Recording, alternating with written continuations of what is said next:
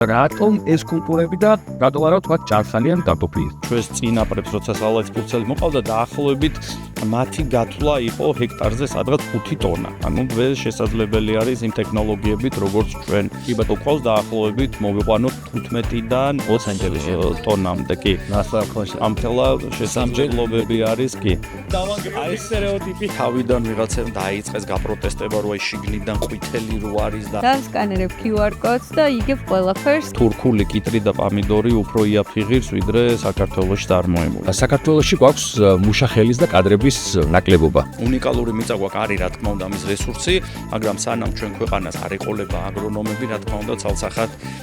სარისკო არის. აი ამ ტექნოლოგიების განვითარება, ახალი სიახლეების შემოსვლა დარგში. შეიძლება დაგეკმო პირობითად ვიძახი 50 ტონა, მაგრამ მოგვიდეს 10 ტონა. პირველი რაც მოდიოდა ხოლმე მეუბნებოდნენ, რომ გიგი წამგებიანი საქმეა და მან უშუალო ჩართულობა ამ პროცესებში არის ძალიან მნიშვნელოვანი და არა ის, რომ აი მე ფული მაქვს, აგერ მიწა, აგერ ფული და მიდი მიხედე. თავარი შეცდომა რა არის, რაც არ უნდა დაუშვათ აი ამ პროცესში. ხა თუ ესე წახვედი ჰარალე და გამიხარდა და მოვიყვანე და რაღაცა გამორიცხული არის ეგეთი ამბავი.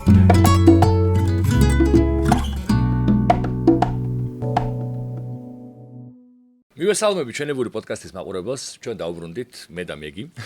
გამარჯობა და სანამ დღევანდელ პოდკასტს ჩაუჯდებოდეთ, მინდა გთხოვოთ რომ გამოიწეროთ ჩვენი არხი, ასევე გააქტიუროთ ზაჯის ღილაკი და ასევე დაგვიწეროთ კომენტარები, რა თემებს ისურვებდით, საერთოდ რას ფიქრობთ და ასე შემდეგ. მივესალმები მაყურებელს. დღესაც რა თქმა უნდა ძალიან საინტერესო თემით ვართ და ვისაუბრებთ იმაზე, თუ როგორ გადაიქცა ტრადიციები თანამედროვე ბიზნესად და რა შესაძლებლობებს იძლევა ტექნოლოგიები თუ ციფრული განვითარება აგრომიმართულებით, აგროსფეროში. ნამდვილად ძალიან საინტერესო თემაა და ჩვენებური პოდკასტის სტუმარია GDB აგროს დამფუძნებელი, მეწარმე და ფერმერი ივა ჭყონია. ივა, ძალიან მიხარია თქვენი მოსვლა. მადლობა მოწვევისთვის პირველ რიგში და თემით დაინტერესებისთვის, იმიტომ რომ ნამდვილად როგორც აღნიშნეთ, ძალიან მნიშვნელოვანი და პრიორიტეტული თემა არის, განსაკუთრებით ჩვენი ქვეყნისთვის და განსაკუთრებით ყურადღების მიქცევა ჭირდება და აქ ვიტყოდი კიდევ ერთხელ ყველაზე მნიშვნელოვანი რაც არის, რომ ცოდნის გაზიარება ალბათ არის ერთ-ერთი ყველაზე მნიშვნელოვანი. ამიტომ მოდით დღეს ვეცდები ყველანაირად თქვა აუხსნა და გაუზიარო ის ჩემი გამოცდილება, რომელიც თქვა უახლოესი 4-5 წლის განმავლობაში დამეგროვდა. პირველ რიგში რო გითხრათ, თქვენი გზები როგორ გადაიკვეთა ფერმერობასთან, საიდან დაიწყეთ? ძალიან საინტერესო თემა არის, ეხლა საერთოდ წარმოდგენაც არ მქონდა რომ მე ამ თემაში ჩავერთვებოდი, ალბათ ერთადერთი თემა რაზეც ზოგადად ყოველთვის მქონდა, იმიტომ რომ დედის მხრიდან ვარ კახეთიდან, თელავში სახლი მაქვს, კახეთი ზოგადად ძალიან მიყვარს და შეიძლება თქვა მეყიდა ვენახი და ის ჩემი საკუთარი ღვინო მქონოდა, მაგრამ ანუ რო დავაკვირდი ბოლო წლების განმავლობაში თქვა ღვინის მომზადებასაც იმდენი შრომა ჭირდება, იქ ყოფნა ჭირდება ასე შემდეგ, რომ ამიტომ თქვა გადავიფიქრე. ისე მაგით გართობა. მაგრამ ხა რა შეეხება სალადის ფურცლებს, ჩემი ასე ვთქვათ, კარიერა 96 წელს დაიწყო კომპანია Coca-Cola-ში.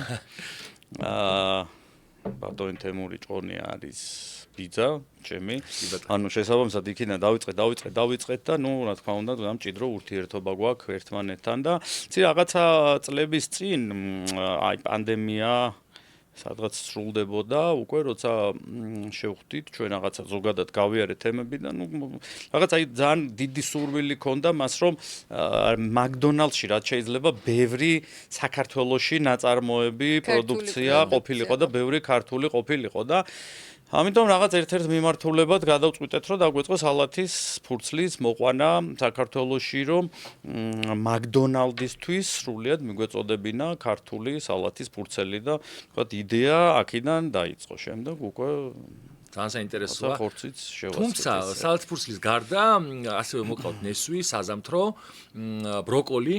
და მაინტერესებს აი რატომ ეს კულტურები და რატომ არა თქვა ჭარხალიან კარტოფილი? ნუ ახლა რადგანაც სალადის ფურცელზე მქონდა ორიენტირი აღებული ერთგვაროვანი კულტურა ბროკოლთან ერთად და ბროკოლი ერთ-ერთი ყველაზე ძვირად ღირებული და ძვირფასი პროდუქტი არის და მას ბოსტნეულში ეძახიან როგორც ცხოველებში ლომს მეფეს, ანუ დაახლოებით და თქვათ რაღაცა მინდოდა რომ პრემიუმ სეგმენტზე წავსულიყავ, იმიტომ რომ მეურნეობის შენახვა საკმაოდ ძვირიჯდება, იმიტომ რომ GDB Agro რომ სრულიად არის აღჭურვილი თანამედროვე ტექნოლოგიები და ჩვენ გვაქვს სერტიფიკატი Global Gap-ი. ანუ Global Gap-ის სერტიფიკატი ნიშნავს, რომ შენ შეგიძლია შენი პროდუქცია მსოფლიოს ნებისმიერ წერტილში გაყიდო. ნუ ეს მოთხოვნა პირველ რიგში არის McDonald's-ის, აქ თქვა საქართველოს ბაზარზე Global Gap-ის მოთხოვნა არ დგას, მაგრამ ეს ნიშნავს, რომ არის ანუ ზეხარისხის მქონე პროდუქტი და ნუ აქედან წამოვიდა, თუმცა ბროკოლზე აქცენტი ვერ ავიღეთ, იმიტომ რომ ჯობია კონკრეტულად ერთ პროდუქტს მიაქციო ყურადღება, იმიტომ რომ რო წარმოიდგინოთ, ანუ პროდუქციის მოყვანა არის დაახლოებით აი ისეთივე სტადიას გადის, როგორც აი მაგალითად როგორც ავანტყოფი, რომელიც არის მიერთებული წვეთოვანზე, რაღაცა სასუნთქაპარაძე და ყურადღება ჭირდება ყოველ წუთს. ანუ აი ყოველ წაი ჩათვალეთ, რომ უცებ შეიძლება რაღაც ისეთი გაუჩნდეს, რომ იმ წუთასვე თუ არ უმკურნალი, აი არ ვიცი, ანუ აი როგორც აი ჩვილი ბავშვი, როგორც აი იზრდება და თან უნდა დააკვირდე, როგორ სუნთქავს, რა გამონაყარი ხო არ აქვს, ასე შემდეგ, აი ურთულესი პროცესი არის და ამიტომ მაინც გადავწყვიტეთ, რომ ორიენტირი მხოლოდ და მხოლოდ სალათფურცელზე აგვიღოთ. თუმცა ნახეთ, ის პერიოდი, ზაფხულის პერიოდში სალათფურცლის მოყვანა შეუძლებელია კლიმატური პირობებიდან გამომდინარე, ძალიან ცხელა და ივნისიდან სადღაც სექტემბრამდე შეუძლებელია და ამიტომ რომ ჩამენაცვლებინა, გადავწყვიტე რაღაც ნიშ პროდუქტი მიმეღო, კლავ და დავიწყეთ ჩვენ აი ეგრეთ წოდებული უკურკო საზამთროს, რასაც ეძახიან, ანუ არის როგორც იცით მიკროსიც, ლესიც, ანუ ზოგადად ესე ქვია, არის სხვადასხვა ჯიშის, არის ყვითელი გულით თაც ანუ და არის პორციული ზომა და მე რასაც უყურებ ბაზარი წლიდან წლამდე საკმაოდ მზარდია, იმიტომ რომ გაცილებით უფრო კომფორტულია. კანი აქვს თხელი, მაცივარში პატარა ადგილს იკავებს და იდეაში არის გაცილებით ძვირი ვთქვათ, ვიდრე ეგრეთ წოდებული ტრადიციული საზამთრო, არ ვიცი ხა ტრადიციულს რატო ეძახიან, ის ყველაფერი შემოტანილია სიმინდით ამერიკიდან არის, კათოლიკაზე შემდეგ ვთქვათ ქართული საზამთრო და გადაი, იმიტომ რაღაც კომენტარები წამიკითხავს, რომ აი რაღაც ანუ თვითონ თესვს ყიდულობთ, არის ან ესპანეთი, ან ჰოლანდია, ასე შემდეგ, აი გადააჯიშეს, აგადააჯიშეს, ხალხო არ ვაჯიშებთ უბრალოდ რაღაც ანუ სალათის ფულცის თესლებით ჰოლანდიიდან შემო კომპანია რიცხვანთან თანამშრომლობთ ამიტომ ძალიან დეტალურად მინდა მე პირადად საზამთროს ამ მართლა რაღაც განსხვავებულია, უნიკალურია და მეც პირველად როცა ვნახე, ჩემთვისაც რაღაც მოულოდნელი, წარმოუდგენელი იყო, ვერც მივხვდი თავიდან სიმართლე გითხრათ და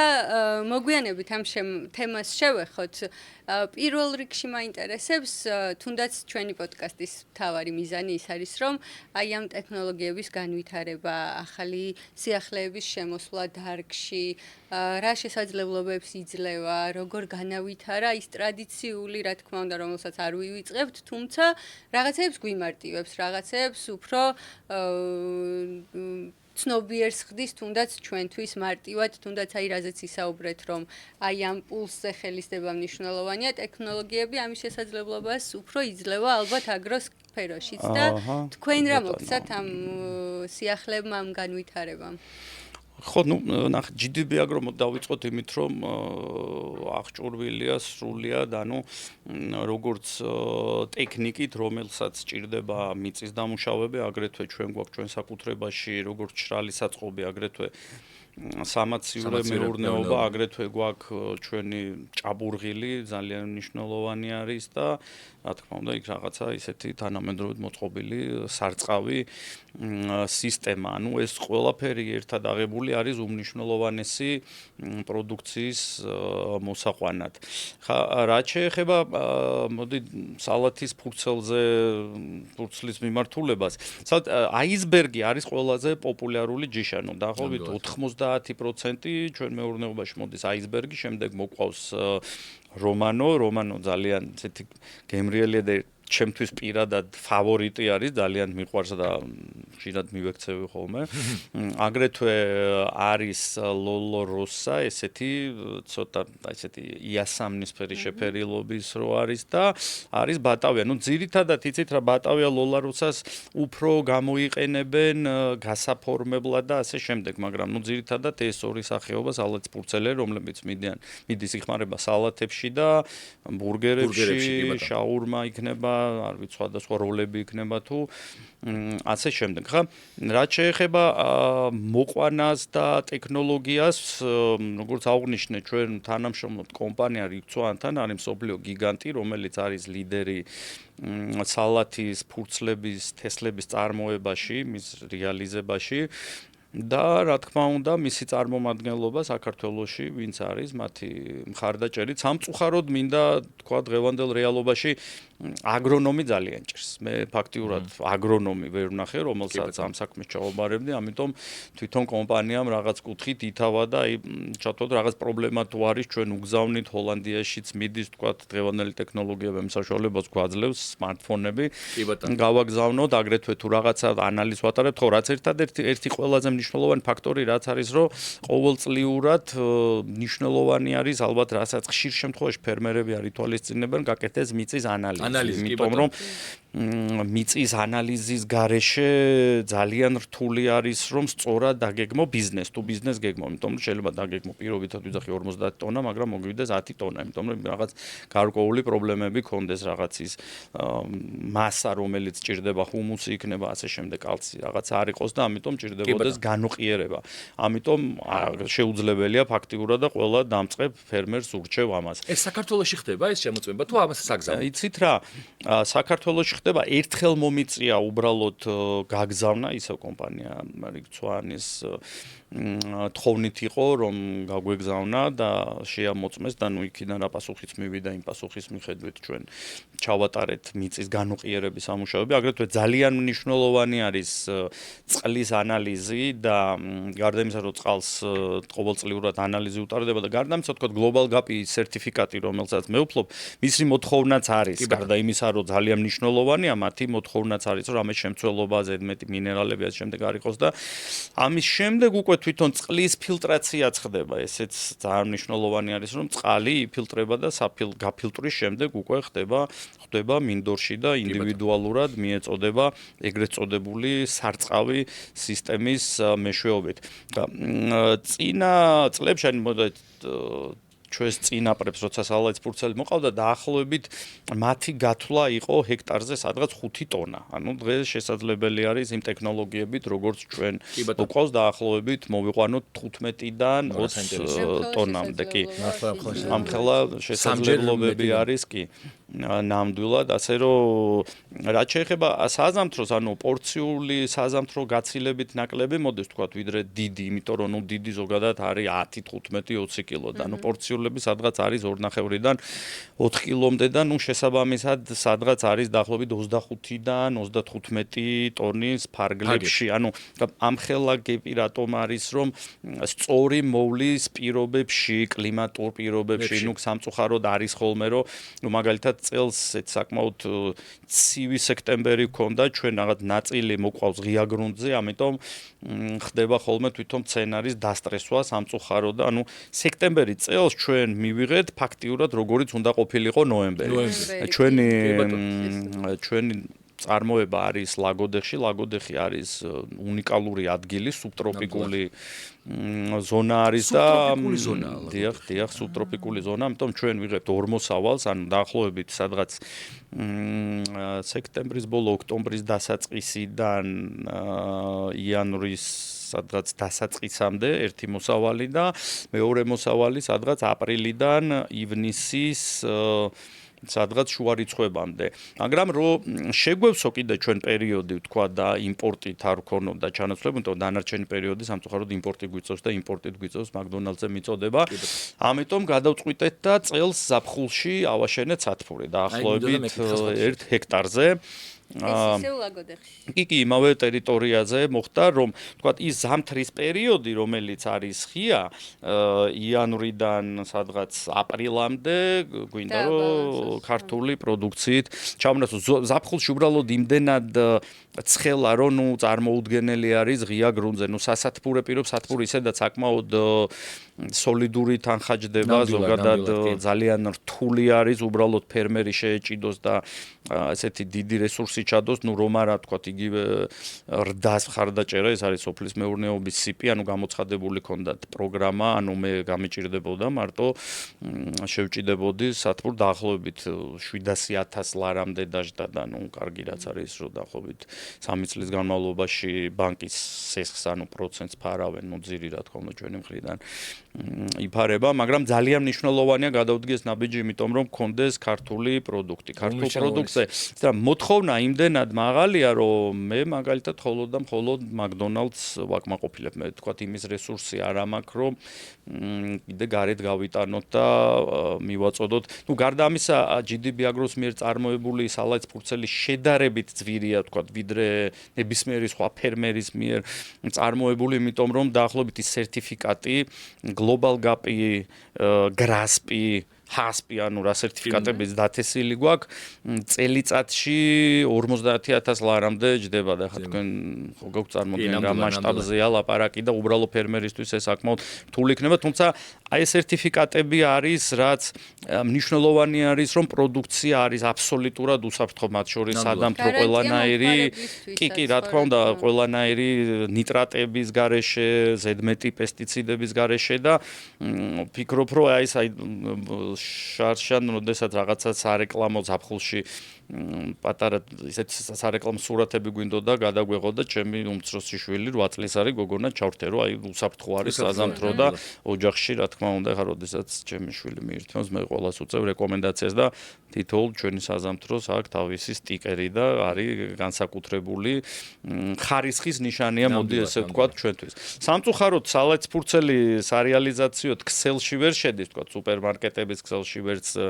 ეგრეთ წოდებულ ბაზრებზე, ბაზარზე, მაგრამ მიეწოდება კომპანია McDonald's და ის ზუსტად თქვენ რასაც საუბრობთ, რაღაცა კოლაბორაცია, თანამედროვე ქართულის, უცხოურის ასე შემდეგ შერწყმა, ეს ზუსტად იქ ხდება. კი, ნამდვილად. სხვათა შორის მე გავიხსენებ 15 წლის წინ ძალიან მინდოდა მეც გამეკეთებინა პატარა სათბური და მომიყვანა სალაც ფურცელი და სხვათა შორის იყო კომპანია ესეთი სტარტაპი, რომელიც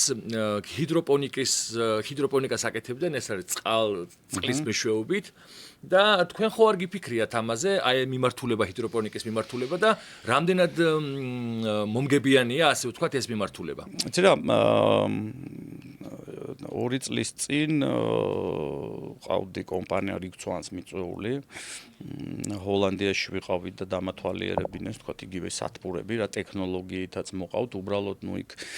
კოლოსალური თანხები არის ჩადებული, დაახლოებით წარმოდგენა რო გქონდეს 1 ჰექტარზე ჰაი-ტეკი, თქვენაზეც საუბრობდით, სათბურის მშენებლობა ჯდება სადღაც დაახლოებით 7 მილიონი დოლარი. ამიტომ 7 მილიონი დოლარის ინვესტიცია 1 ჰექტარზე, უბრალოდ შენ იმ ფას ვერ მოგცემს, რომ შენთვის იყოს რენტაბელური, ამიტომ შესაბამისად 700,000-ით საკმაოდ მაღალი თანხაა, რომ არა ვთქვათ ბანკის პროგრამის ხარდაჭერა ნამდვილად ამ რისკს არ გავწევდი. ამიტომ კი, რა თქმა უნდა, განვითარებული ცივილიზებული ქვეყნები ყველა გადასული არის აბსოლუტურად ჰიდროპონიკაზე, ალბათ ეგ დროც მოვა აქ, როცა ჩვენ მზად ვიქნებით, მაგრამ დღეისათვის სამწუხაროდ არის, რომ რიგ შემთხვევაში შეიძლება იმპორტირებული პროდუქტი დაახლოებით იგივე ფასი ღირდეს DGG-ს ჩათვლით და შეიძლება რიგ შემთხვევაში იმპორტის გადასახადით, ვიდრე საქართველოში წარმოებული. სამწუხაროდ საქართველოში წარმოებული, პროდუქტი მასშტაბებიდან გამომდინარე ხშირად, განსაკუთრებით ბოლო პერიოდში რაღაც აქტუალურია ეს თემა, მასშტაბს ძალიან დიდი მნიშვნელობა აქვს, მინდა რომ ეს წარმოიდგინონ, რომ თურქეთის მასშტაბი, ვთქვათ, არის გაცილებით სხვა, ვიდრე ჩვენი მასშტაბი. მე აბსოლუტურად ვარ ხოლმე, რომ მთელ თუნდაც ავტობანს რომ მიუყვება, ყველგან ხედავთ ამას და სულ გული მწყდება, რომ საქართველოში იცით რა, პოტენციალი გვაქვს. სწორედ ეს მოწმობს, რომ ჩვენ დღეს შეგვიძლია შევიდეთ, ვნახოთ იგივე აგრომარკეტებში თურქული კიტრი და პამიდორი უფრო იაფიღირს, ვიდრე საქართველოში წარმოებული. თან გაცილებით, სადაც 8-10 ლარის ფარგლებში თუა პომიდორი ქართული რეკლამაში რო ჩავმერთოს არ დავასახელებ კომპანიას, აქ წარმოებული ჯდება სადღაც ალბათ 15-დან 20 ლარამდე. ეს აგრონომების ნაკლებობაც, რა თქმა უნდა, თავის შედეგს ყველაზე პრობლემატური საკითხი საქართველოში მე პირადად რასაც წავაწყდი და რის გამოც ანუ ალბათ მეც და თქო იგივე ჩემ პარტნიორებს კომპანიონებს ვინც არიან გვიწევთ თანამედროვე ტექნოლოგიით რო დღეს არის ChatGPT-ს კითხავ, Google-ს კითხავ, ანუ შევდივარ და სუძიებაში ვარ, ანუ ფაქტიურად აგრონომის ფუნქცია ესე გამოვიდა რომ ჩვენ ვიტვირთეთ ჩვენ თავზე და ნუ კომპანია ვისგანაც ჩვენ ყიდულობთ თესლს, რითიც პროდუქცია მოყვავს, მათი მხარდაჭერით, ან რომ არა ისინი, ფაქტიურად აგრონომი, როგორც ესეთი, არ არის, იყო ასეთი პროგრამაც ქონდა USAID-ს, როცა ჩვენ ეს თემა დავიწყეთ, სალცბურგლები, სხვათა შორის USAID-მა დაგვიფინანსა და მოგვამაგრა უკრაინელი აგრონომი. სანამ ომი დაიწყებოდა, როგორ მახსოვს, ძალიან მაგარი აგრონომი იყო და აგრეთვე მეთვალყურეობას უწევდა უკრაინიდან, ანუ ონლაინ ჩართვებით. და საკმაოდ კარგ შედეგზეც გავედით, ანუ მისი რჩევებით ძალიან ბევრი რამე გაკეთდა და ანუ უკრაინაში საკმაოდ არის სხვათა შორის განვითარებული აგრომეურნეობა და როგორ მახსოვს, როცა ომი დაიწყო იმ პერიოდში ჩვენ თებერვალში დაიწყო და უკვე გადატანილი ქონდა პირველი მოსავალი მინდორში და სადღაც თვეში ერთ თვენახევარში ველოდებოდით და ეს კაცი ფაქტიურად ერთ ხელით იყო კომპიუტერით და მეორე ხელით ავტომატით სანგარში და ანუ გვეხმარებოდა, ანუ თან ახლა ჩვენ ცოტა გვერიდებოდა და არაო კაცო, რას ქვიაო, ეს ჩემი საქმეა და აუცილებლად აი ეს გააკეთეთ, ეხლა სასწრაფო წადით, არა უშავრა, აი როგორც ბოტები ჩაიცვით, წვიმა არაო პლაშები ჩააცვით, შევიდენ, რაღაცა სასწრაფოდ უნკურნალთ, იმიტომ რომ ნებისმიერ მომენტში აი რაღაც არ ვიცი, შეიძლება ფოთოლი გადავწიოთ, აქ ვნახოთ რაღაცა სიდამპლე იყოს პირობითად და სასწრაფოდ ჭირდება დამუშავება იგივე სოკოზე რაღაცა სპეციალური პრეპარატებით. ხე ჩვენ არ გვაქვს იმის უფლება, როდესაც სერტიფიკატს ვიღებთ, რომ ნებისმიერ პრეპარატი წახვიდე, რაც ბაზარზე იყიდება, აიღო, რომ უნდა იყოს სერტიფიცირებული, ამასაც როდესაც ჩამოდიან სხვათა შორის აქ წელიწადში ერთხელ დაახლოებით მაისის თვეში, აპრილში ან მაისში მოსავლიდან გამომდინარე, ჩამოდიან ევროპის რომელიმე ქვეყნიდან, ვინც ამოწმებს, კი, მონიტორინგი, ყოველწლიური მონიტორინგი, კი, ყოველწლიური, ანუ წელიწადი დაახლოებით 50,000 ლარი ჯდება, ანუ თვითონ იმ პირობების დაცვა ეს თქვენი ხარჯია, რა თქმა უნდა, ამ სპეციალისტებს ჩამოყვანა, დაბინავება და ასე შემდეგ. ყველაფერი აბსოლუტურად და აი, თუნდაც პროცესში, რაზეც ვისაუბრეთ ამ აგრონომების დეფიციტთან დაკავშირებით. პროცესს მაინც ხო არ ამარტივებს დღეს თუნდაც ხელოვნური AI-ის შემოსვლა, თუნდაც დრონებით, როგორც ვიცით, აკვირდებიან პროცესებს, ან რაღაც როცა ხელშეწყობა ჭირდება თვითონ მცენარეს ხო, ნუ დრონებით ალბათ უფრო სხვა კულტურებზე, რომელსაც ესე ზევიდან ვერ უყურებ ხალხს ფურცას დრონი ნაკლებად. მაგრამ ნუ ხა დრონების საშუალებით მაგალითად უფრო შეწამლა ხდება რაღაც თანამედროვე ტექნოლოგიები არის, როდესაც თქვათ მიუდგომელი არის იქ ტრაქტორი ვერ შედის, ან ხელით ისეთი ეფექტური არ არის, რა თქმა უნდა. მაგ მიმართულებით ასე რომ თანამედროვე ტექნოლოგიები წეგნით ვახსენე რომ მე და ჩემი პარტნიორები ვზივართ ხოლმე და ანუ რაღაცა რომ არის რაღაცა ჭირს და ვერ ყვევით რა ხდება, მომენტალურად მიმართავთ ხოლმე, იმიტომ რომ სხვა აი სულ სხვადასხვა პროცესებთან გვაქვს საქმე, ანუ მიუხედავად იმისა, რომ წელს ეხლა უკვე მე-9 მოსავალს გადავიტანთ მინდორში, სულ რაღაც ერთ კვირაში, შემდეგ კვირაში უკვე ხდება სათბურში გადატანა. მაინც სულ რაღაც ესეთ სიახლეებს ვაწყდებით, იმ პრობლემატურ საკითხებს ვაწყდებით, რომელიც ჯერ კიდევ ანუ გასაჯანსაღებელია, თუმცა ის სტაფი, რომელიც ადგილზე მუშაობს, უკვე ანუ ძალიან კარგად ხვდება და ნუ რაღაც არის საერთო ჩათი, სადაც ყოველდღიურად ხდება სურათების ჩაყრა მონიტორინგის შემდეგ, რომ აი ამას რა გავუკეთოთ, ამას რა ჭირდება, როგორ ჭირდება, თქვათ მოვჭრით თითო თავს, გავჭრით, ვნახავთ რა არის, როგორ არის, ანუ იდეალური თქვათ აისბერგისთვის არის წონა სადღაც 500 500 გრამი, სადღაც 400-დან 600 გრამამდე. ეს არის სტანდარტები.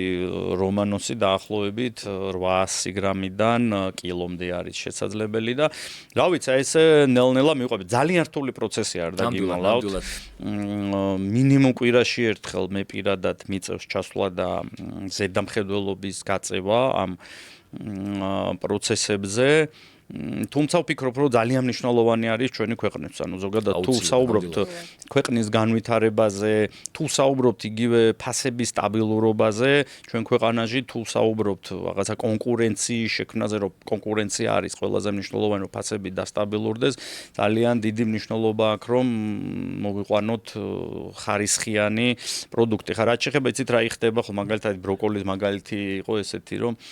ერთ წელს როცა მოვიყვანე ბროკოლის ფასი დაახლოებით 6-დან 7 ლარამდე მერყეობდა ჩასაბარებელი და მარკეტებში სადაც 10-12 ლარი ღირდა. ანუ მეორე წელს არ ვიცი, ალბათ ყველა მიფიქრა რომ აი ბროკოლში შეიძლება ავშენდე.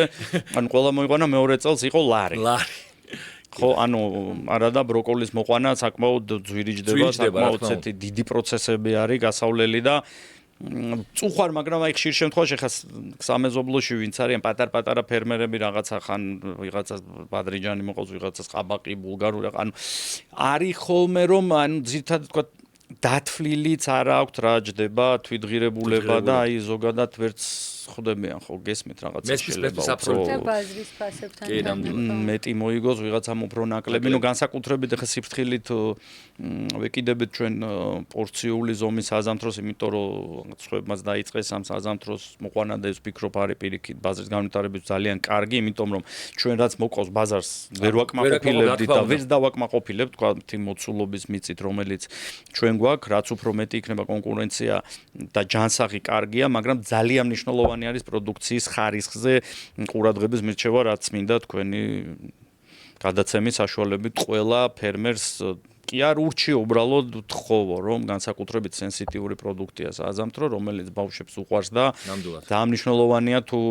როგორ დამუშავდება ანუ ჩვენ პირველ მოსავალს ანუ პირველ ნაყოფს მოვწყვიტავთ თუ არა მომენტალურად მიგვაქვს და ლაბორატორიულ კვლევას უტარებთ და მხოლოდ მას მერე შედის უკვე სარეალიზაციო ქსელში და ქსელში რა თქმა უნდა ვაგზავნით უკვე ჩვენ ამ კვლევის დამადასტურებელ საბუთს რო არის აბსოლუტურად უსაფრთხო ნიტრატების გარეშე ამ საზამთროსაც თუ ჭირდება სპეციალური კლიმატური პირობები როგორც თქვათ სალათის შემთხვევაში ვთქვით რომ ლაგოდეხი ანუ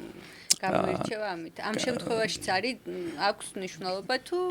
იცი კლიმატური პირობები ხა ძირითადად უფრო სიცხე უნდა კახეთი მაინც გამორჩეული არის საზამთროსთვის ხა საზამთროს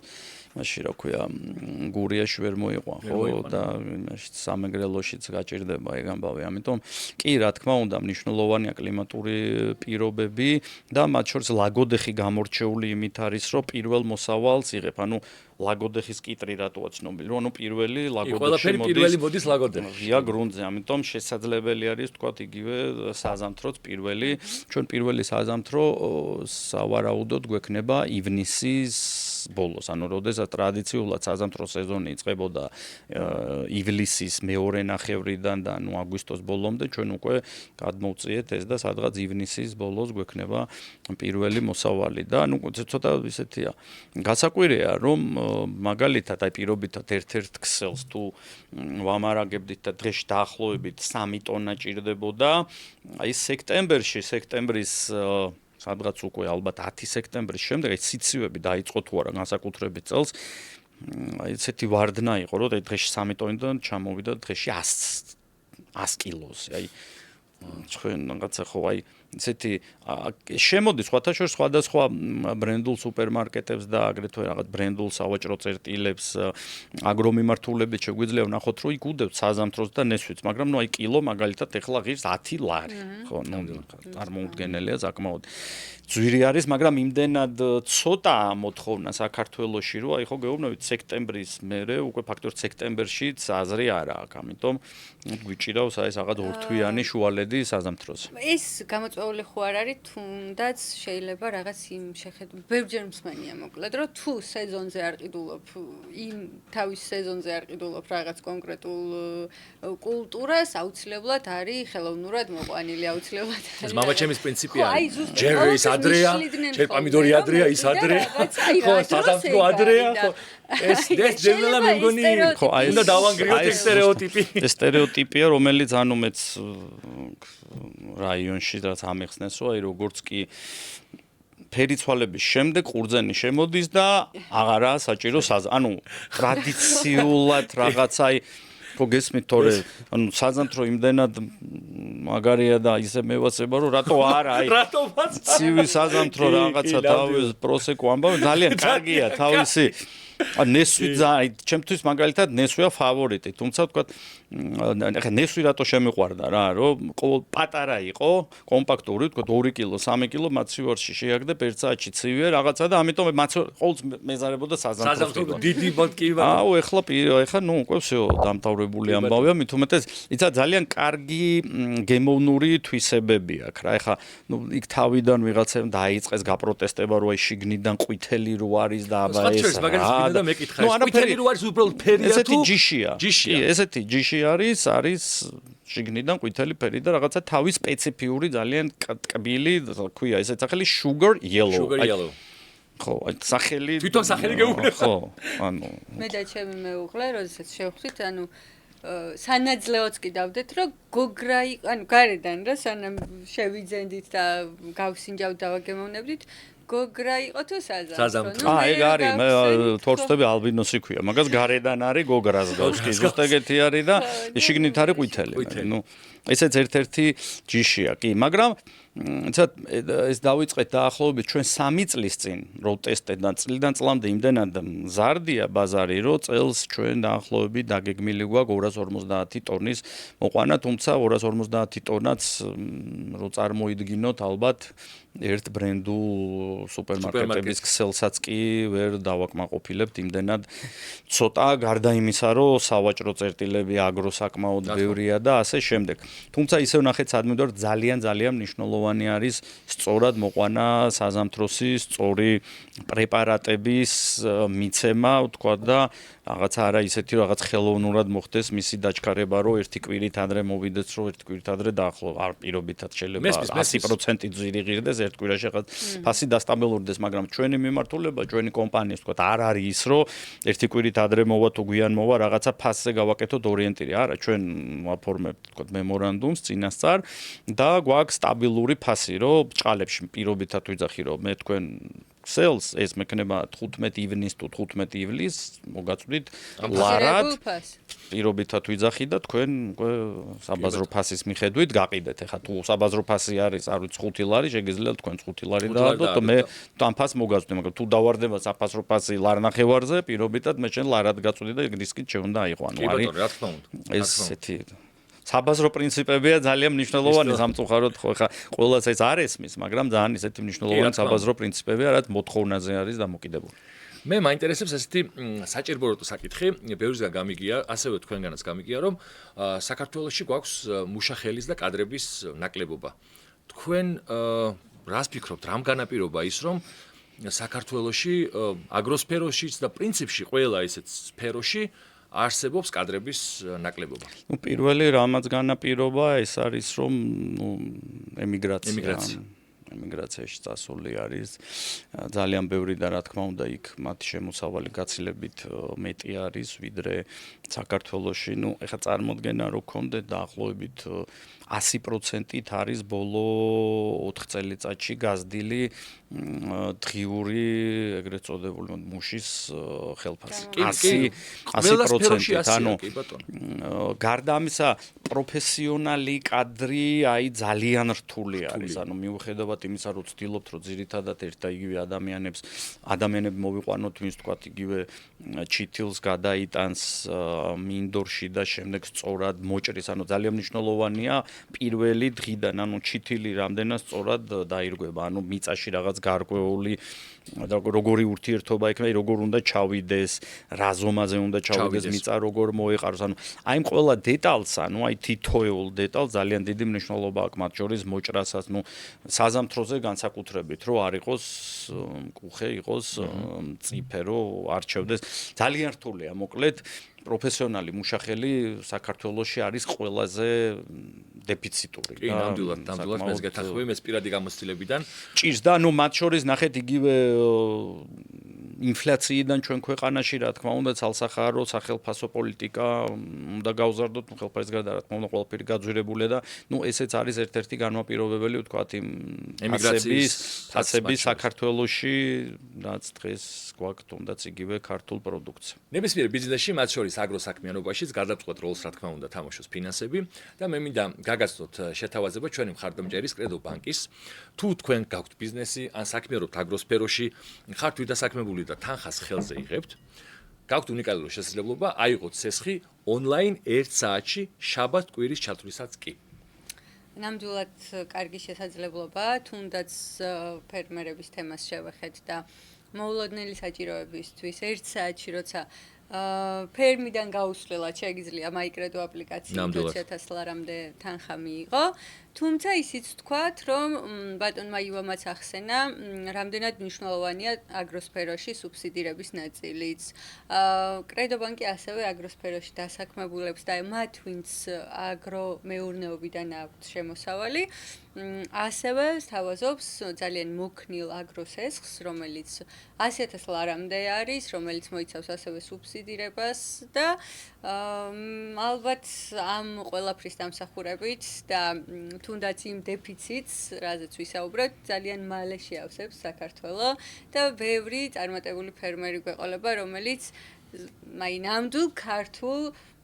პროდუქციას შემოგთავაზებს და რა თქმა უნდა, მაგდონალდსში ყოველთვის სიამოვნებით მივირთვევთ ამ ყველაფერს და ჩვენ სახლებშიც იქნება იგივე პროდუქცია. ნამდვილად აუცილებლად. სხვა შორის მეც მინდა ვთქვა, რომ ძალიან დიდია მოთხოვნა ქართულ პროდუქცია. ეს ყოველთვის მესმის ჩემი მეგობრებისგან, ოჯახის წევრებისგან და ძალიან კარგი იქნება თუ მეტი და მეტი ადამიანი დაკავდება ფერმერობით და მათ შორის მეც ერთხელაც ვახსენე, აი ვგიჟდები სოფლის მეურნეობაზე და რამდენ ქართულ პროდუქციაზეც ჩვენ ვისაუბრებთ, ანუ ყველგან ვხედავ შენ აი ამ ანთებულ სურვილს, რომ ქართული შექმნა და ძალიან კაია მართლა. მართლა კარგია და მე სულ მინდოდა და ბევრჯერ ბოლომდე მივედი უბრალოდ რაღაცა მიშლიდა ხოლმე ხელს. ძირითადად ფინანსები, მაგრამ კიდე ეს კითხვა მინდა დავსვა,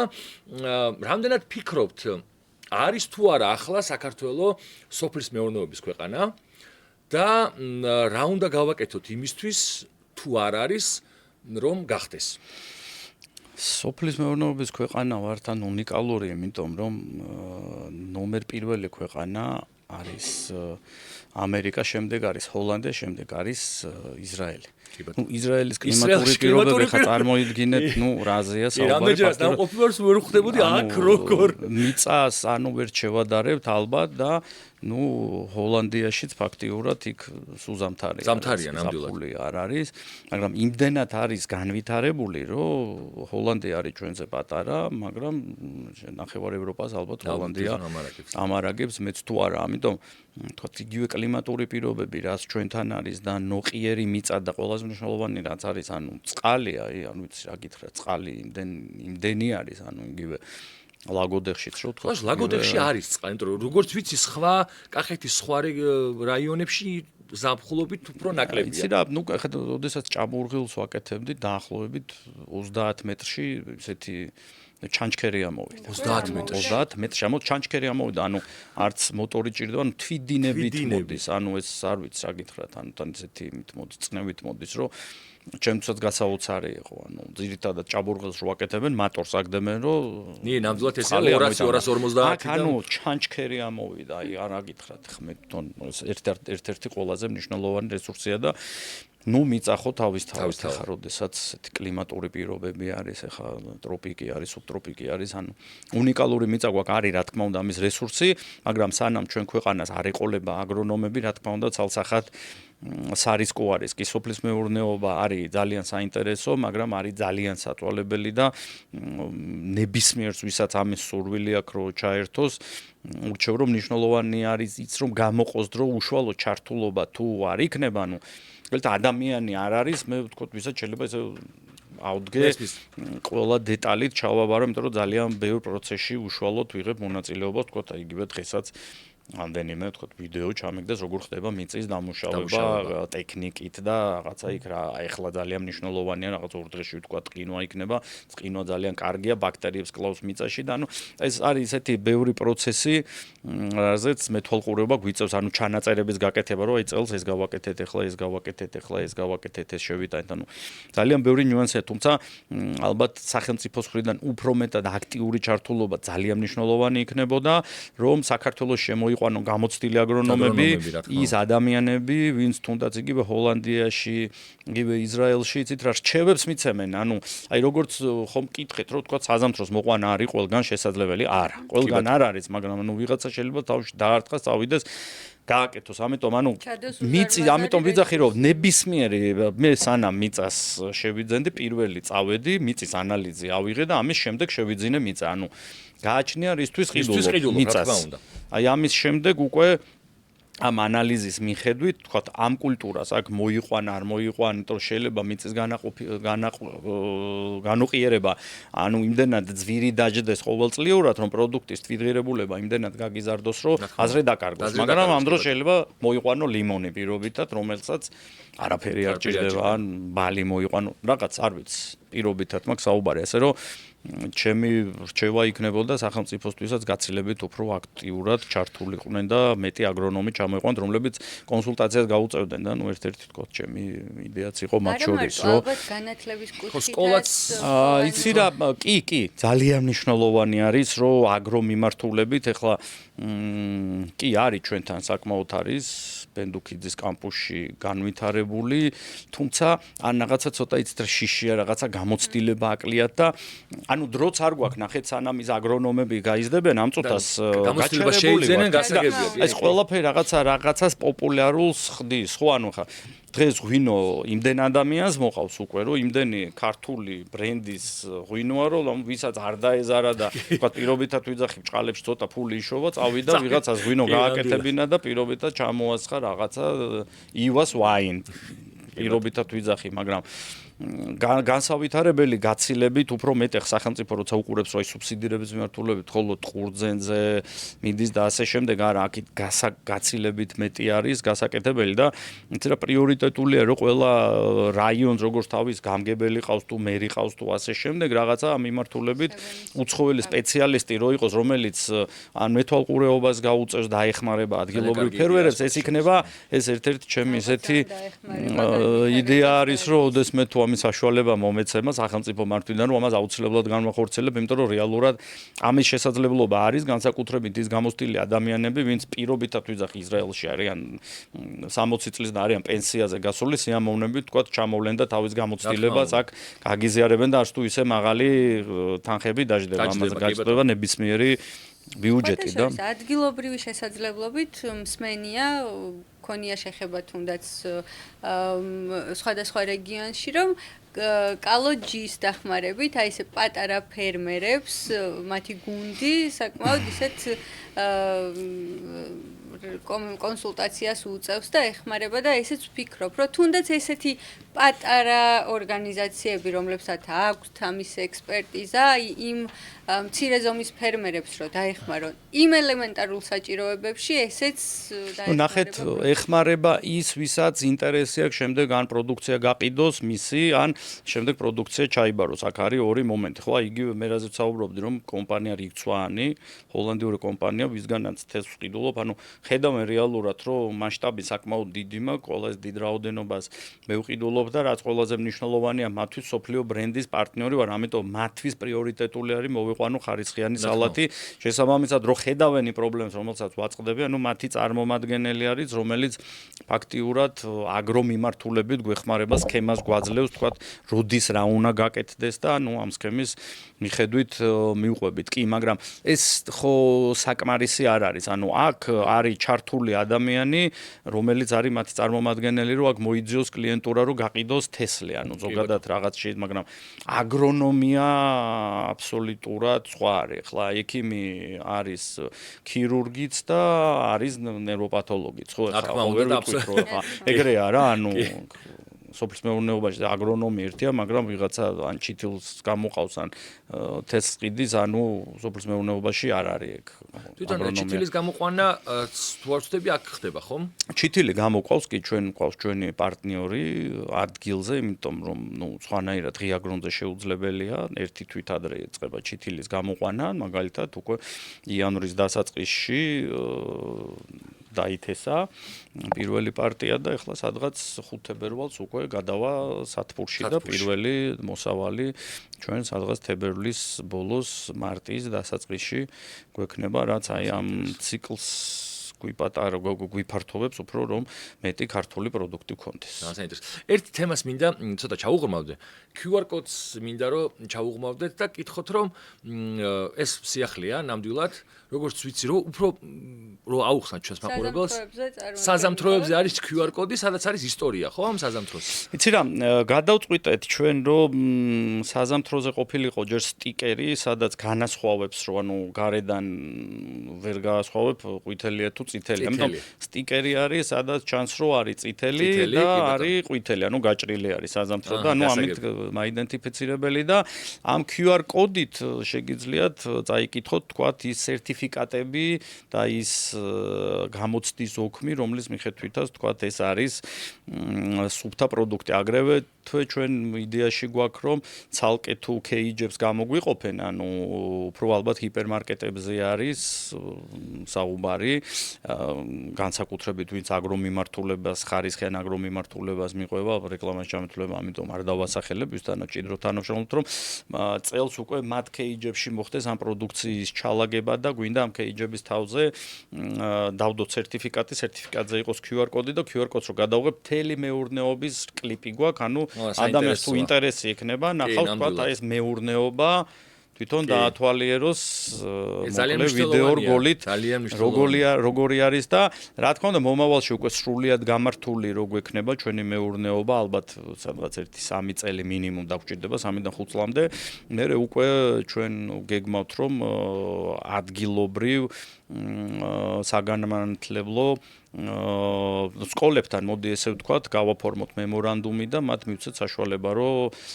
ბავშვები, ვინც დაინტერესებული იქნებიან, განსაკუთრებით უფრო ზრდასრულები, ნახონ ვთქვათ, როგორ ხდება საქართველოში ან ზალათის ფურცლის, ან იგივე საზამთროს წარმოება ჩამოიყვანონ და აგრეთვე აგრარულ უნივერსიტეტთანაც ვთქვათ, სიამოვნებით გავაფორმებთ მემორანდუმს, რომ ჩამოვიდნენ და ნახონ ვთქვათ, იმიტომ რომ მაგ დროისთვის უკვე რაღაც გარკვეულწილად ალბათ ზათვიქნებით და რაცა ჩვენი აგრონომიც გვეყოლება, ხა ჩვენი მოცულობა, ანუ მასშტაბი ის არ არის, რომ ჩვენ უცხოელი აგრონომი დავიქირავოთ. საკმაოდ ძვირი დაждდება, თუმცა ნუ ეხლა თქვათ ეს მასშტაბი რო გქონდეს, ამ რისკზე წავიდოდით, მაგრამ ნუ დღესდღეობით GDB აგრო, ნუ ესე რომ ვთქვათ, იმდენად მომგებიანი არ არის, რომ ამდენად მნიშვნელოვან პროექტში ჩაერთოს, თუმცა მომავალში ზრდასთან ერთად ესეც დაგეგმილი არის, რომ უცხოე თუ სახელმწიფო რა თქმა უნდა დაგვეხმარება, მადლიერი ვიქნები და ეს ძალიან მნიშვნელოვანი იქნება. მაგალითად შეიძლება რომ ბროკოლი მოკრიფო შეინახო მქონია მე ესეთი შემთხვევა და ამიტომ იყო ერთ-ერთი მიზეზი ამის რომ შევეშვი რომ ნუ ბიოა ფაქტიურად როდესაც სერტიფიკატ გლობალ გაპით მოკავს ბიოსთან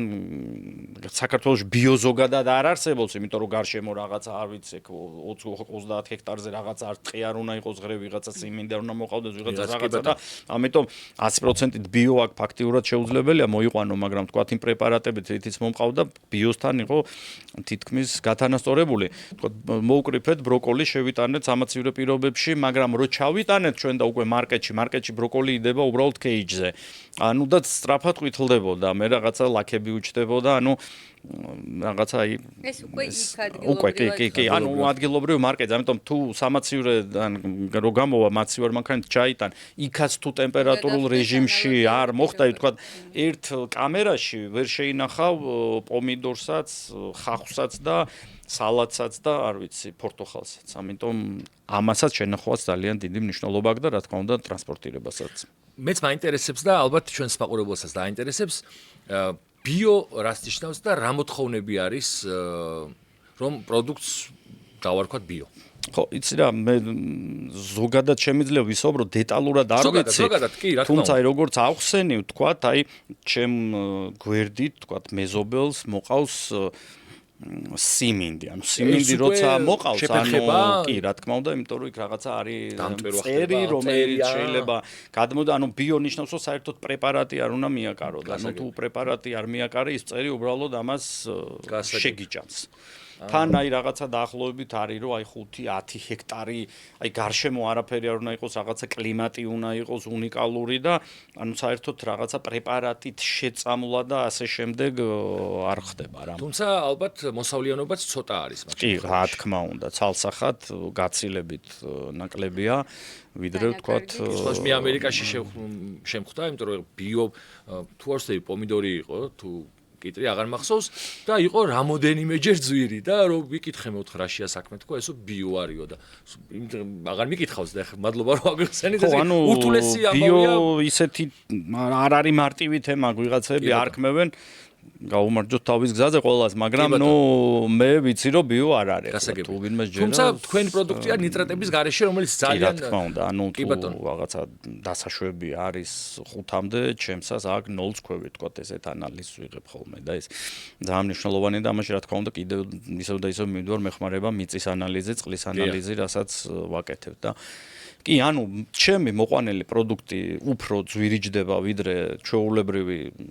გლეხის, თუ არ ვიცი ფერმერი რაც გინდა დავარქვათ, მაგრამ ნუ ეს არის ყველა იმ სტანდარტის დაცვით, რასაც საერთაშორისო სტანდარტები ქვია, ანუ რაც ინერგება, ხო, აი როგორ ვთქვათ, ჰასპის სტანდარტი არის, სხვა წყობაში სწორად როგორ უნდა იყოს პროდუქცია შენახული, რომ იქ რაღაცა დგერდა, არ ვიცი, რაღაც კლიმატური პირობა არის, იქ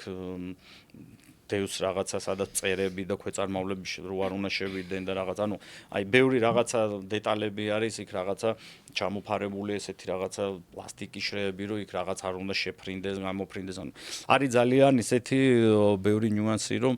აი ეს ამ დეტალებისგან საბოლოო ჯამში იქნება პროდუქტი რომელიც არის ხარისხიანი ამას უნდა მიექცეს ძალიან დიდი ყურადღება. ყოველთვის არის აი ამ ინფორმაციის დეფიციტი, თუნდაც ახლა იკითხე შენ რა იყო ბიო რა. ძალიან კარგია თუნდაც იმ ტექნოლოგიის დახმარებით, თქვენ შეძლებთ ის რომ აი ამ თქვენი პროდუქციის შესახებ, მისი აი ამ თვისებების შესახებ, ხარისხის შესახებ, თუნდაც ვიზუალური მახასიათებლების შესახებ და სკანერებ QR კოდს და იგებ ყველაფერს, რაც მისი და ძალიან ბევრი კითხვის ნიშანი უკვე პასუხგაცემულია, რაზეც რა ვიცი, ალბათ თითოეულ ჩვენთაგანს ყოველთვის გვაქვს, როცა ვეხებით ამ ყველაფერს. ხო, იცით რა, ნუ მე მუშაობ ფაქტიურად, ესე ვთქვათ, რომ მე მინდა ჩემი ბრენდი წამოვწიო წინ და აუხსნა, რომ კი, პორციული საზამთრო შეიძლება გიგიმაც მოიყვანოს, მაგრამ ის გიგისია და ეს ჩემი ახლა შეიძლება გიგისი უკეთესი იყოს გემოვნური თვისებებით, მაგრამ მე მაქვს პრეტენზია იმაზე, რომ ვთქვათ, მომყავს აი ესეთი პროდუქტი აქვს, ვთქვათ, ამ ტექნოლოგიებით. მე მაქვს ეს სერტიფიკატი აღებული, ნუ ეს სერტიფიკატი ნიშნავს, რომ აი აი ყველა ტექნოლოგია აბსოლუტურად დაცული არის, ხო, ანუ არ ვიცი, და ეს რომ ამასთან შეხება და ამის გაცნობიერება მომხმარებელს შეუძლია ძალიან მნიშვნელოვანია, იმიტომ რომ სანდოობაც მაღალია ამ შემთხვევაში ისედაც ვიღებთ იმ ინფორმაციას, რაც ყოველთვის ყველაზე მეტად გვაკლია რაღაც ხელშეკრულებას, რო ხელს ვაწერთ ხოლმე, არაფერი არ ვიცი ციგნით რა წერია ბოლომდე. რაღაც ეს შეგრძნება ყოველთვის არის ხოლმე პროდუქციაზეც და სამწუხაროდ ეგ ბევრისთვის პრობლემა დადგა, ვინც ამ ხელშეკრულებებს ხელს აწერდა ისე რომ ერციგებდნენ რასაც აწერდნენ სამწუხაროდ. და აი ამ ტექნოლოგიების განვითარება ესე ეხმარება თუნდაც აგროსფეროს, თუნდაც გადახდის სისტემა შეგხვედრია KIPS-ის QR-ით, რაც დღეს ან აქტუალურია, რომელსაც დაასკანერებ და აი ამ ტერმინალების და არასდროს არ მაქვს ქეში, სულ ბარათის გარეშე ვარ და ესეც, ანუ ეს განვითარება გვიადვილებს რა თქმა უნდა ყოველდღიურობას და აი იმას ვიღებთ, რაც ჩვენთვის ძალიან მნიშვნელოვანია და მადლობა პირველ რიგში. თქვენთვის ხო მნიშვნელოვანია რა პროდუქტს ყიდულობთ და რა პროდუქტი მიგაქვთ სახში, განსაკუთრებით მაინც ორიენტირი გვაქვს ხოლმე, რომ აი ბავშვს რა მიუტა, იმიტომ რომ მე არაერთი ვთქვათ სოციალურ ქსელს შემხვედრია, რომ აი ბავშვს რა საზამთრო ვაჭამო, აი მეშინია, რომ რაღაც აი მარწყვი და ასე შემდეგ, რომ ძალიან მნიშვნელოვანი არის, რომ სწორად იყოს ეს პროდუქტი მოყვანილი, ამიტომ ვფიქრობ, რომ ამ ინფორმაციის დატანა განსაკუთრებით საზამთროზე არის უმნიშვნელოვანესი, რომ იცოდნენ ვის პროდუქტს ყიდულობენ და ნუ ამ შემთხვევაში ალბათ რაღაცა გარკვეული კონკურენციაც სწორი და ჯანსაღი გაჩნდება, იმიტომ რომ პირობითად ხლა არ დავასახელებ, მაგრამ ერთ-ერთი ბრენდირებული უკვე კომპანია, რომელიც ყიდის განსაკუთრებით წვანილს და სალცფურცლებსაც, აგრეთვე ყიდის კარტოფილსაც, რომლის პირობითად 2 კილოიანი შეფუთვა ღირს 8 ლარი, მაგრამ აგრეთვე შეგიძლია შეხვიდე და კილო იყიდო ლარად. ლარად, კი. ხო, ამიტომ არის მე ხო, თქვათ, ყიდულობ ამას ვანიჭებ პრიორიტეტს, იმიტომ რომ ვიცი რომ ეს სერტიფიკატები კი ბატონო. აღებული აქვს და ეს ბევრი ნიუანსი ჯანსაღად სწორად კონკურენტული ბაზრის განვითარებას უწყობს ხელს. ასევე მინდა შევეხო ეს სტერეოტიპს, არსებობს საქართველოში ეს სტერეოტიპი, რომ სოფლის მეურნეობა არის წამგებიანი საქმე და სხვათა შორის მეც ჩემს ბევრ ცდელობაში კიდე ერთხელ მინდა ვთქვა. ხშირად მესმოდა ხოლმე, რომ როცა მე ვიყავი და ვარ აჟეტირებული, რომ აი ეს მინდოდა რაღაც გამეკეთებინა, პირველი რაც მომდიოდა ხოლმე, მეუბნებოდნენ, რომ გიგი არ გინდა რა, წამგებიანი საქმეა და მანდ რა უნდა ვქნათ, ისეთი რომ ეს სტერეოტიპი დავანგრიოთ, რომ დავაინტერესოს თუნდაც ახალგაზრდები, თუნდაც ბიზნესმენები სხვადასხვა სფეროდან, ვისაც აქვს ამის ფინანსები და საშუალება, რომ მეტი თანხები ჩაიდოს სოფლის მეურნეობაში. ხო, პირველ რიგში ისევ და ისევ რითიც დავიწყე, ეს არის რომ უშუალო ჩართულობა ამ პროცესებში არის ძალიან მნიშვნელოვანი და არა ის რომ აი მე ფული მაქვს, აგერ მიწა აგერ ფული და მიდი მიხედეთ. ეგეთი არავინ არ არის ეგეთიც რომ ვიღაცა მიხედოს საქართველოში. ამიტომ თუ უშუალოდ არ იცი და არ ხარ ჩართული, ძალიან გაგიჭირდება. მათ შორის კლიმატური პირობები მაგალითად ჩემთვის თუ არ ვცდები 2023 წლის დასაწყისი ისეთი ძალიან რთული იყო, იმიტომ რომ ესეთი დიდი ნალექი მოვიდა, სეტყვა მოვიდა და 80% მოსავლის გააფუჭა და ამიტომ თქვა დაზღვევის კულტურასაც ძალიან დიდი მნიშვნელობა აქვს, რომ იგივე სასათბურო მეურნეობაზე, იმიტომ რომ მაგალითად ლაგოდეხში რამოდენიმე წლის წინ ისეთი ქარი იყო, რომ ასლოვანი ხეები მოგლიჯა, ამიტომ აი ეს ბევრი თემა, ეს ბევრი ნიუანსი არის ძალიან მნიშვნელოვანი. მესმის მე შემდეგ უკვე ხა დაზღვევა ექნება და შემდეგ ფასში ნეგატიურად ისახება, მაგრამ ნუ კიდევ გამოდეთ აზღვე ვთქვათ რაღაცა ბიზნეს მოსავალსაც, თუმცა ეს დაზღვევის კულტურა ჯერ კიდე საქართველოში განვითარებული სამწუხაროდ არ არის და ალბათ სახელმწიფომ ამაზეც უნდა იმუშაოს, იმიტომ რომ მაგალითად როცა სალცფურცელზე მქონდა მე საუბარი აქ რაღაცა ძველი გოსტ რაღაც და მის მიხედვით სტანდარტების მიხედვით იზღვევა 5 ტონა სალცფურცელი, რომელიც სტანდარტია ჰექტარზე, ხა მომყავს 20. ანუ და იქ სტანდარტი ესეა, ეს პატარა საზამთრო ვაფშე ვერ მიხვდა რა არის, იმიტომ რომ იქ არის რაღაცა არ ვიცი ასტრახანი თუ რაღაც არ ვიცი, რაღაც საზამთრო პირობითად, ხო? ანუ იმიტომ აი ეს თემები თუ არ შეიცვალა ვართ ჯერ დასტრახანის დონეზე ვწუხარ. ამას სამუშაო არის. კი ბატონო. მეგობრებო, შეგახსენებთ, რომ ჩვენი პოდკასტის მეგობარი და მხარდამჭერია კრედო ბანკი, რომელიც გაძლევთ უნიკალურ შესაძლებლობას 1 საათში კვირის ნებისმიერ დღეს აიღოთ 20,000 ლარამდე სესხი. თუ ხართ ბიზნესმენი, დასაქმებული ხართ აგროსფეროში, თუ ხართ მეწარმე, ან ხელზე იღებთ თუნდაც ხელზე იღებთ შემოსავალი თქვენ შეგვიძლიათ მიხვიდეთ და 1 საათში აიღოთ 20,000 ლარამდე ციფრული ონლაინ სესხი ყოველ დღე შაბათ კვირის ჩათვლით და დავბრუნდეთ აი აიღო ფერმერმა თუნდაც ბანკის კრედიტი წამოიწყო საქმიანობა, თქვენი რჩევა, თქვენი გამოცდილებით რეკომენდაცია რა იქნება, რომ აი ამ დამწყებმა ადამიანმა მაგალითად მე გაითვალისწინოს და თავარი შეცდომა რა არის, რაც არ უნდა დაუშვათ აი ამ პროცესში, იმ საწყის ეტაპზე, სადაც ყველაფერი მნიშვნელოვანია, რომ შემდეგ უკვე სწორად გავაგრძელოთ ამ ყველაფრის განვითარება. პირველი ყველაზე მნიშვნელოვანი არის გაყიდვების ბაზარი. ეხლა თუ ესე წახვედი ჰარალე და გამიხარდა და მოვიყვანე და რაღაცა გამორიცხული არის ეგეთი ამბავი. თუმ ანუ ნახეთ ჩემი ინსპირაცია რა იყო, როდესაც მქონდა საუბარი მაკდონალდის დამფუძნებელთან, რომ მინდა ქართული პროდუქტი მქონდეს, გავაკეთებ. всё. ძალიან მნიშვნელოვანია და სხვათა შორის ახლა უახლოეს მომავალში ვაპირებთ, რომ ვიდეო რგოლი გაკეთდეს ისეთი, სადაც იქნება, რომ აი ქართულია, ეს მნიშვნელოვანია, სალათის ფურცელი ქართულია, ვთქვათ, იქ შესაფუთი მასალები, ბევრი რამე, რომ მეტი ქართული თუნდაც იმ უცხოურ საერთაშორისო ბრენდში. ამიტომ მე რო ზუსტად ვიცოდი, რომ გაყიდვების ბაზარი იყო ამდენი და პირობითად ვიძახი, რომ აი რაღაცა X ტონას მე აქ უკვე გავყიდდი, რაღაცა ბიზნესი აქედან დავთვალე. ხა თუ შენ მე მიყურებ, რომ აი ივას სალათი მოყავს და მაგარია და მეცალაც მოვიყვან, შენ ვერ გაყიდი. ნამდვილად. ან ბაზარი უნდა კონდეს შესწავლილი, რომ მოთხოვნა რამდენად დიდია და რამდენად შეძლებ თქვათ იმპორტირებულთან ჭიდაობას, იმიტომ რომ თუ თქვათ იმპორტირებული ისე პომიდორზე და კიტრზე მივდივარ ღირს 10 ლარი, ამ დროს ქართული ბრენდირებული ღირს 20 ლარი, მაგრამ არის ვინც ქართულს და ბრენდირებულს ყიდულობს. მაგალითად, მეც თუ ყიდულობ მირჩევნია ქართული შევიძინო და ბრენდირებული შევიძინო, ვიდრე თურქული, ასე რომ პირველი თუ გასაღების ბაზარი არ გაქვს და არ იცი პროდუქტსად გაყიდი, უბრალოდ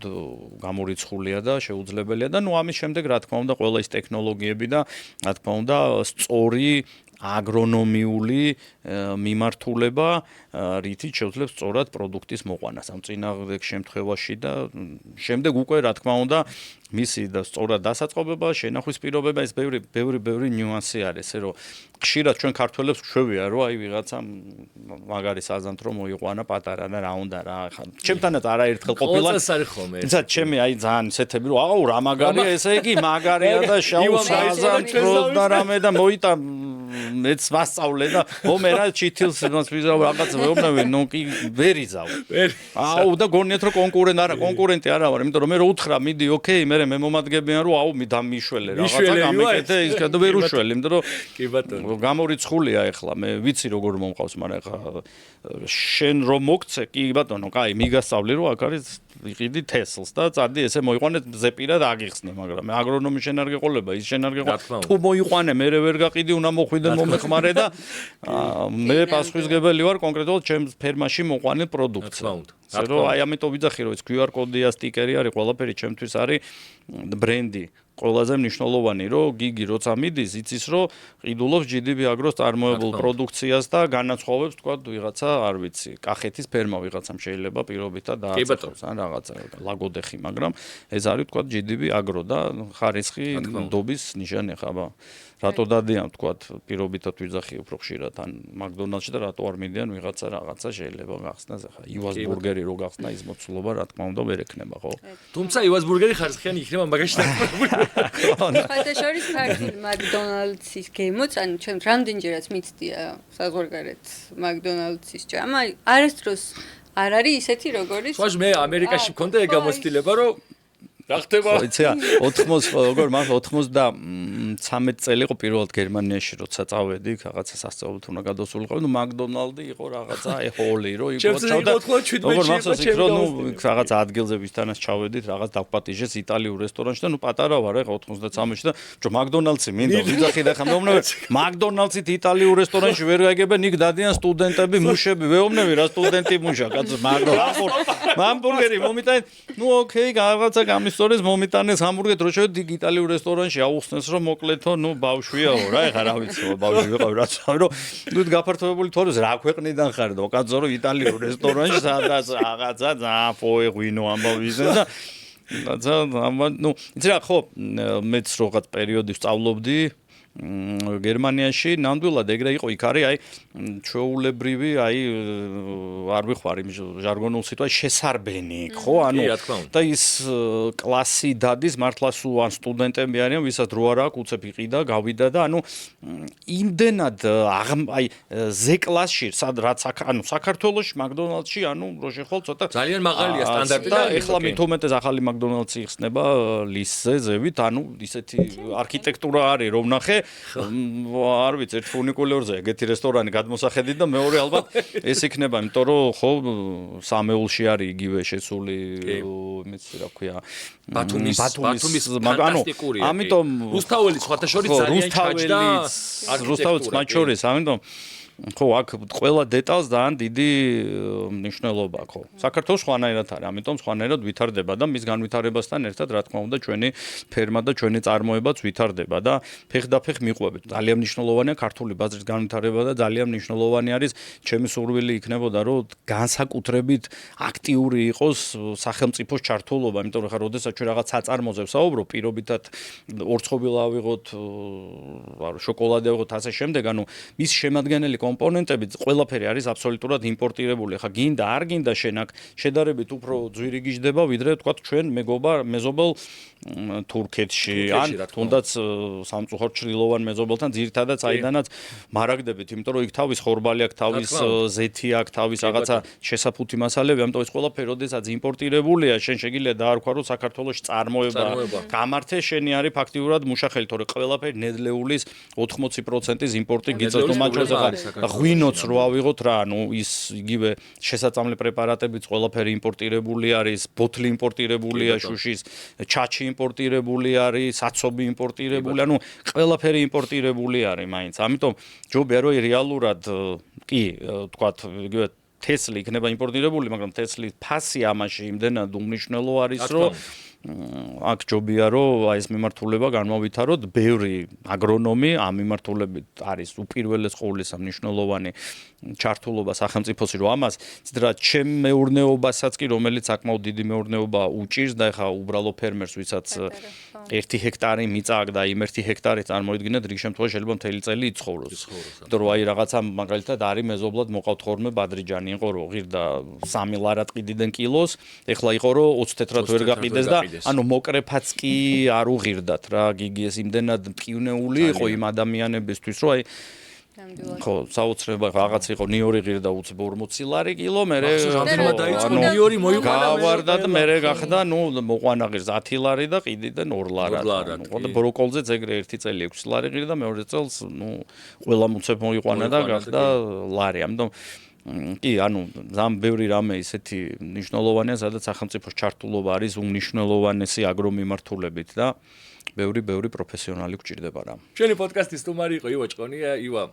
უღრმესი მადლობა. წარმატებებს გისურვებთ, მართლა ეროვნულ საქმეს აკეთებთ და ეს არის ალბათ თავარი საქმე, რაც შეიძლება გააკეთოს ადამიანმა და მადლობა ამისთვის. მადლობა თქვენ გადაცემას, ძალიან კარგი ისე ჩვენებურები, იმიტომ რომ ნამდვილად ეროვნული საქმით ხართ დაკავებული და პირიქით გამიხარდა რომ მომიწვიეთ, იმიტომ რომ რაც უფრო ბევრ ინფორმაციას მივაწოდებთ, თუნდაც სტარტაპერებს, როგორც აი შენც გქონდა სურვილი, რომ ბევრი რამე გაითვალისწინოს პირიქით, ანუ აი თქვენი ეთერის საშუალებით ალბათ ვიღაცას რაღაც ან ინსპირაცია მივეცია, რაღაცა ცოდნა გაუზიარე, რომ სწორად როგორ მართოს ბიზნეს პროცესები, ასე რომ მადლობა მოწვევისთვის. მადლობა. დიდი მადლობა თქვენ პირველ რიგში, ნამდვილად დარწმუნებული ვარ, რომ საინტერესო იყო, დარწმუნებული ვარ, რომ ძალიან ბევრ ჩვენ მაყურებელს აუცილებლად გამოადგება თქვენი გამოცდილება და თქვენი რჩევები. მე კი გთხოვთ, რომ გამოიწეროთ ჩვენი არხი, ჩვენ აუცილებლად კიდევ და კიდევ უფრო მეტ საინტერესო ინფორმაციას შემოგთავაზებთ. მადლობა.